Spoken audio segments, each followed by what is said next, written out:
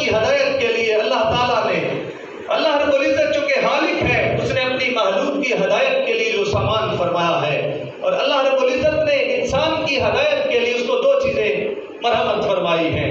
ان میں پہلی چیز جو اللہ رب العزت نے اس کائنات میں بھیجی، 571 سال گزر جانے کے بعد عیسیٰ علیہ السلام، اللہ رب العزت کے مقدس و محترم رسول، 571 سال کے بعد حضور نبی کریم اس کائنات میں تشریف لائے، تو عیسیٰ علیہ السلام کے درمیان اور حضور صلی اللہ علیہ وسلم کے ان 571 سالوں کے اندر قوم کی جو حالت تھی وہ ہر ذی شعور کی نظروں میں ہے کہ لات، منات، عزا کے پجاری، ہر ایک چیز کے آگے سجدہ کرنے والی وہ قوم کہ جس کو نہ اپنی پہچان تھی، نہ اپنی بیٹی کی پہچان تھی، نہ اپنی بہن کی پہچان تھی، نہ اپنی ماں کی پہچان تھی، کسی کو کوئی تحفظ حاصل نہیں تھا، بلکہ اللہ کا قرآن ارشاد فرماتا ہے 30ویں پارے میں اللہ رب العزت ارشاد فرماتے ہیں بِأَيِّ ذَنبٍ قُتِلَتْ، کہ کل قیامت کے دن اس زندہ درگور کی ہوئی بچی سے پوچھا جائے گا بِأَيِّ ذَنبٍ قُتِلَتْ، کہ تو کس گناہ کی پاداش میں قتل کی گئی تھی۔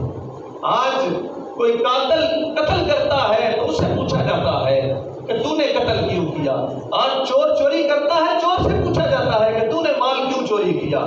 آج کسی کے اندر سے کوئی جرم نمودار ہوتا ہے تو جرم کرنے والے سے پوچھا جاتا ہے کہ تو نے یہ جرم کیوں کیا۔ عدالتیں مجرم سے پوچھتی ہیں کہ تو نے یہ جرم کیا، لیکن کل اللہ رب العزت قاتل سے نہیں پوچھے گا کہ تو نے کیوں قتل کیا۔ مفسرین اکرام اس پر ایک نقطہ اٹھاتے ہیں، وہ فرماتے ہیں کہ اللہ رب العزت کل قیامت کے دن اتنے غضب و جلال میں ہوگا کہ رب کریم اس سے کلام کرنا بھی دوبارہ نہیں کرے گا۔ اللہ رب العزت اس چھوٹی ایک دن کی بچی سے پوچھے گا جس کو عرب کے جاہل لوگ زندہ زمین میں دفن کر دینے پر فخر محسوس کیا کرتے تھے۔ آج یہ قرآن ہے کہ جس نے ہمیں بتایا ہے، آج یہ صاحب قرآن ہے کہ جس نے ہمیں بتایا ہے کہ بیٹی کا مقام کیا ہے، ماں کا مقام کیا ہے، بہن کا مقام کیا ہے، غلام کے حقوق کیا ہیں، نوکر کے حقوق کیا ہیں، ایک عالم کے حقوق کیا ہیں، یا قرآن نے بتایا ہے یا صاحب قرآن نبی کریم صلی اللہ علیہ وآلہ وسلم بتایا ہے۔ حاضرین مکرم، وقت چونکہ اپنی دامن کے اندر اتنی وسعت نہیں رکھتا تو میں مختصر سے 2 4 5 منٹ کے اندر اپنی حاضری مکمل کرتا ہوں۔ حاضرین مکرم، ایک چیز قرآن کریم کا تذکرہ اللہ رب العزت قرآن کریم میں بار بار قرآن کریم کا تذکرہ کرتے ہیں کہ ہم نے اس قرآن کو نازل کیا ہے۔ میں نے پہلے ایک سورہ مبارکہ جو سب سے پہلے آپ کے سامنے تلاوت فرمانے کا شرف حاصل کیا ہے، اللہ رب العزت اس میں ارشاد فرماتے ہیں وَنُنَزِّلُ مِنَ الْقُرْآنِ مَا هُوَ شِفَاءٌ وَرَحْمَةٌ لِّلْمُؤْمِنِينَ، یہ جو قرآن ہے اس کو ہم نے نازل کیا ہے۔ اس کی جو پہلی آیت ہے، آیت مبارکہ، یہ توحید پر دلالت کر رہی ہے۔ یعنی یہ توحید کیوں ظاہر ہو رہی ہے؟ اللہ رب العزت بتا رہے ہیں کہ یہ جو کلام تمہارے سامنے موجود ہے، جس کے اندر تم آدم علیہ السلام کا تذکرہ پڑھتے ہو، موسیٰ علیہ السلام کا پڑھتے ہو، عیسیٰ علیہ السلام کا پڑھتے ہو، جن لوگوں کے بارے میں تم نہیں جانتے تھے، جن چیزوں کو تم نہیں جانتے تھے، جہنم کے بارے میں تمہیں نہیں پتا تھا، جنت کے بارے میں تمہیں نہیں پتا تھا، ان ساری چیزوں کے بارے میں بتانے والا وہ میں ہوں۔ اللہ رب العزت اس آیہ مبارکہ میں اپنی توحید کا اعلان کرتے ہیں وَنُنَزِّلُ مِنَ الْقُرْآنِ، کہ ہم ہیں جنہوں نے قرآن کو نازل کیا ہے۔ وَنُنَزِّلُ مِنَ الْقُرْآنِ مَا هُوَ شِفَاءٌ وَرَحْمَةٌ لِّلْمُؤْمِنِينَ، اور پھر اللہ تعالیٰ نے قرآن کی اہمیت کو بیان کر دیا کہ قرآن کیا ہے؟ قرآن شفا ہے، قرآن نور ہے، قرآن حکمت ہے، قرآن ہدایت ہے۔ کس کے لیے ہدایت ہے؟ ہدی للمتقین، متقین کے لیے ہدایت ہے۔ اگر میں آپ کو زمانہ جاہلیت کے اس شاعر کی طرف لے کے چلوں جس کو دنیا لبید کے نام سے جانتی تھی، تو لبید زمانہ جاہلیت کے اتنے بڑے شاعر تھے کہ ان کے جو خانہ کعبہ کے اندر معلقات لٹکائے جاتے تھے، 7 معلقات جن کو کہا جاتا تھا، وہ 7 تحریریں جو عرب کے شعراء کے سب سے بڑا کلام ہوتا تھا، اس کو زمانہ جاہلیت کے اندر خانہ کعبہ کی دیوار کے اوپر لٹکایا جاتا تھا۔ اور عرب کا یہ شاعر جس کو دنیا لبید کے نام سے جانتی تھی، یہ اتنا بڑا شاعر تھا کہ اوکاز کے میلے کے اندر اس نے اپنا ایک کلام پیش کیا اور لوگوں نے زمانہ جاہلیت کے اندر اس کو سجدہ کیا تھا۔ اور لبید وہ شاعر ہے کہ جب اس نے اپنا کلام پیش کیا تو لوگوں نے اسے اپنے امام الشعراء کا خطاب دیا کہ تو ہمارے شاعروں کا امام ہے۔ لبید وہ شاعر ہے کہ جس نے اپنا کلام پیش کیا تو اس کو لوگوں نے ملک الشعراء کا کلام دیا کہ تو شاعروں کا بادشاہ ہے۔ لبید زمانہ جاہلیت کے اندر اپنا کلام لکھتے ہیں اور وہ کلام خانہ کعبہ کی دیوار کے اوپر ریشمی کپڑے کے اوپر لکھائی کر کے خانہ کعبہ کی دیوار کے ساتھ حویزہ کر دیا جاتا ہے۔ لیکن میرے آقا تاجدار کائنات صلی اللہ علیہ وآلہ وسلم پر جب سورۃ الکوثر کا نزول ہوتا ہے، اِنَّا أَعْطَيْنَاكَ الْكَوْثَرَ فَصَلِّ لِرَبِّكَ وَانْحَرْ إِنَّ شَانِئَكَ هُوَ الْأَبْتَرُ۔ جب وہ اس آیت کو پڑھتے ہیں تو ایک صحابی رسول نبی کریم صلی اللہ علیہ وآلہ وسلم کی ذات اقدس پر نازل ہونے والے صحیفہ انقلاب کی اس 3 آیات پر مشتمل چھوٹی سی سورت کو، جو قرآن کی اپنے الفاظ کے اعتبار سے سب سے چھوٹی سورت ہے، قرآن کریم کی اس چھوٹی سی سورت کو خانہ کعبہ کی دیوار پر جہاں لبید کا وہ 7 معلقات کے اندر ایک شاعری کا نسخہ لٹکا ہوتا ہے، وہ ایک صحابی رسول لبید کے کلام کے ساتھ سورۃ الکوثر کی آیات کو لٹکا دیتے ہیں۔ لبید آتے ہیں خانہ کعبہ کے اندر، آ کر دیکھتے ہیں کہ یہ کس نے جسارت کی ہے، یہ کس کی اتنی جرأت ہوئی ہے کہ میرے کلام کے مقابلے میں وہ کلام لے کر آئے۔ جب لبید اس خانہ کعبہ کی دیوار کے پاس کھڑے ہو کر مشاہدہ کرتے ہیں، دیکھتے ہیں تو پڑھتے ہیں اِنَّا أَعْطَيْنَاكَ الْكَوْثَرَ فَصَلِّ لِرَبِّكَ وَانْحَرْ إِنَّ شَانِئَكَ هُوَ الْأَبْتَرُ۔ جب وہ اس آیات مبارکہ کو پڑھتے ہیں، ان آیات بینات کی تلاوت کرتے ہیں تو لبید پھر ایک سوال کرتے ہیں، مَا هَذَا کلام البشر، کہ کیا یہ کسی بشر کا کلام ہے؟ یہ کسی بشر کا کلام نہیں ہو سکتا۔ اے لوگوں، یہ کلام اس مقدس ذات کا کلام ہے اور اس مقدس رسول پر نازل ہوا ہے اور اس مقدس رسول کی امت کے لیے نازل ہوا ہے کہ یہ کلام جس پر نازل ہوتا ہے اسے مقدس بنا دیتا ہے۔ رمضان میں نازل ہوا تو اللہ نے فرمایا شہر رمضان الذی انزل فیہ القرآن، یا لوگوں رمضان وہ ہے کہ جس میں قرآن نازل ہوا ہے۔ آیت مبارکہ بتا رہی ہے کہ رمضان کی فضیلت فقط قرآن کی وجہ سے ہے۔ حاضرین مکرم، قرآن کریم سورۃ البقرہ کی آیت مبارکہ شہر رمضان الذی انزل فیہ القرآن یہ بتا رہی ہے کہ رمضان کو جو فضیلت ملی ہے، رمضان کو جو برکت ملی ہے، رمضان کو جو رفعت ملی ہے، وہ فقط نزول قرآن کی وجہ سے ملی ہے۔ پھر اللہ رب العزت ارشاد فرماتے ہیں اِنَّا أَنزَلْنَاهُ فِي لَيْلَةٍ مُبَارَكَةٍ، کہ ہم نے اس کو سورۃ دخان کی دوسری آیت مبارکہ ہے کہ ہم نے اس کو مبارک رات کے اندر نازل کیا ہے۔ پھر اللہ تعالیٰ کے رسول بتاتے ہیں کہ وہ مبارک رات کہاں ہوتی ہے، اِنَّا أَنزَلْنَاهُ فِي لَيْلَةِ الْقَدْرِ وَمَا أَدْرَاكَ مَا لَيْلَةُ الْقَدْرِ لَيْلَةُ الْقَدْرِ خَيْرٌ مِّنْ أَلْفِ شَهْرٍ تَنَزَّلُ الْمَلَائِكَةُ وَالرُّوحُ فِيهَا بِإِذْنِ رَبِّهِم مِّن كُلِّ أَمْرٍ سَلَامٌ هِيَ حَتَّىٰ مَطْلَعِ الْفَجْرِ۔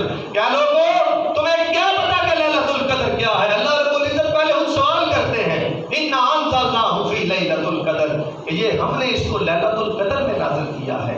پھر اللہ تبارک و تعالیٰ پوچھتے ہیں وَمَا أَدْرَاكَ مَا لَيْلَةُ الْقَدْرِ، تو انہوں بھی پتا کہ ليلۃ القدر کی ہوتی ہے، تمہیں کیا پر کہ ليلۃ القدر کیا ہوتی ہے۔ پھر اللہ تعالیٰ ليلۃ القدر کی اہمیت کو بیان کرتے ہوئے ارشاد فرماتے ہیں ليلۃ القدر خیر من الف شہر، کیا لوگوں ليلۃ القدر وہ برکتوں والی رات ہے، وہ عزتوں والی رات ہے، وہ عظمتوں والی رات ہے کہ جس میں ہم نے اپنا قرآن نازل کیا ہے۔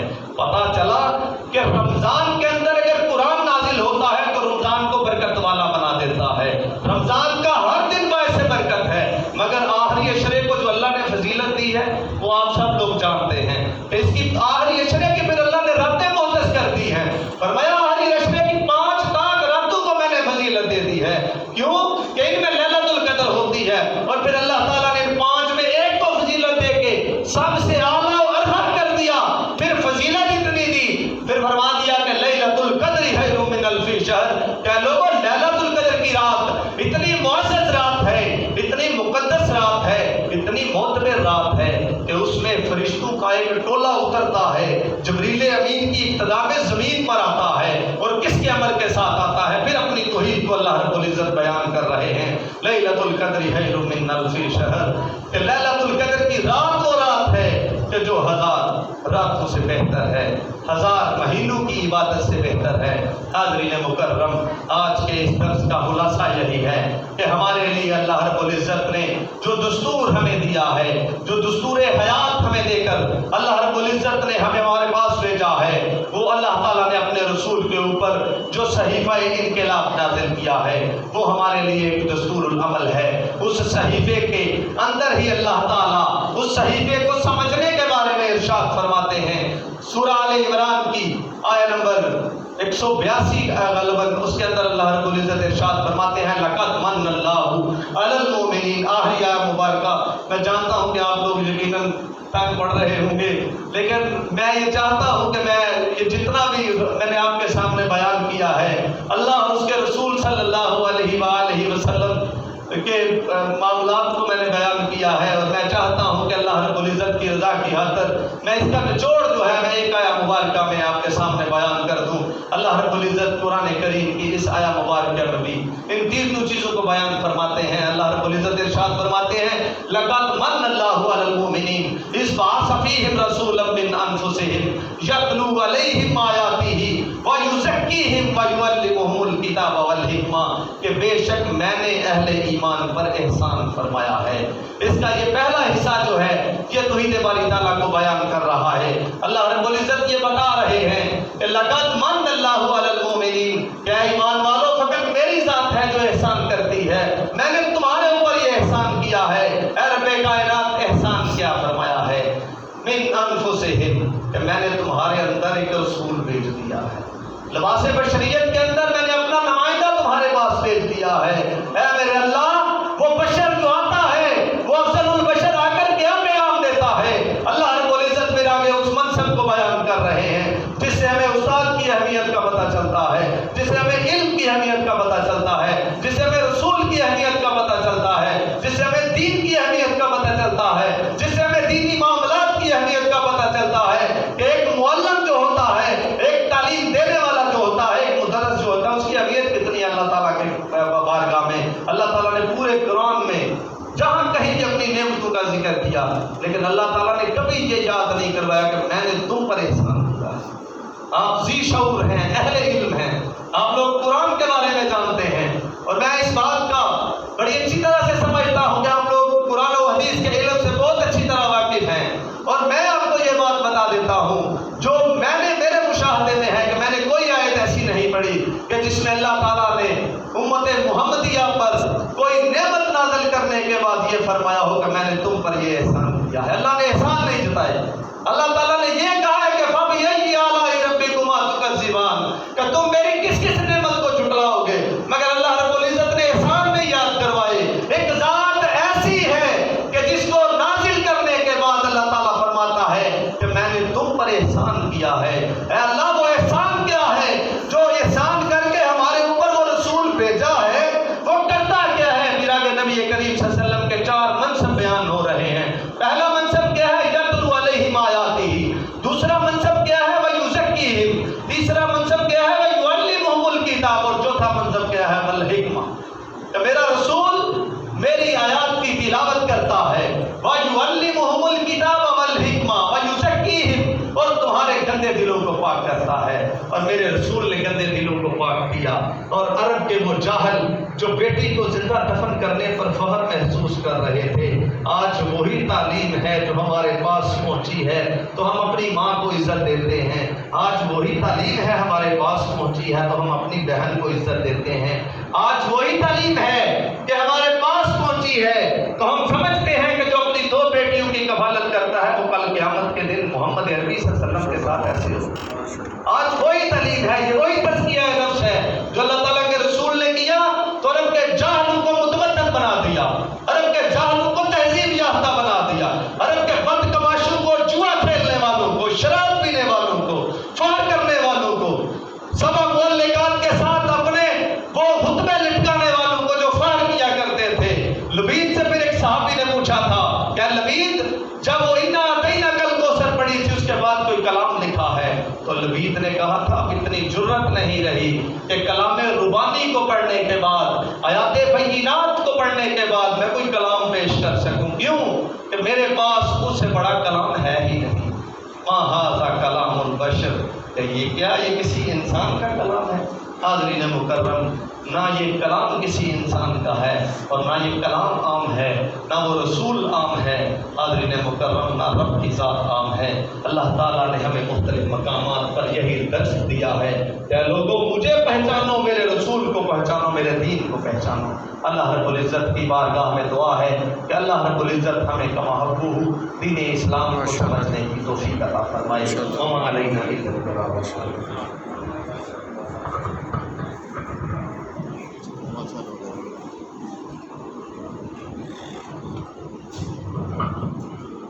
آ جاؤ تمہاری باری میں، ماشاء اللہ۔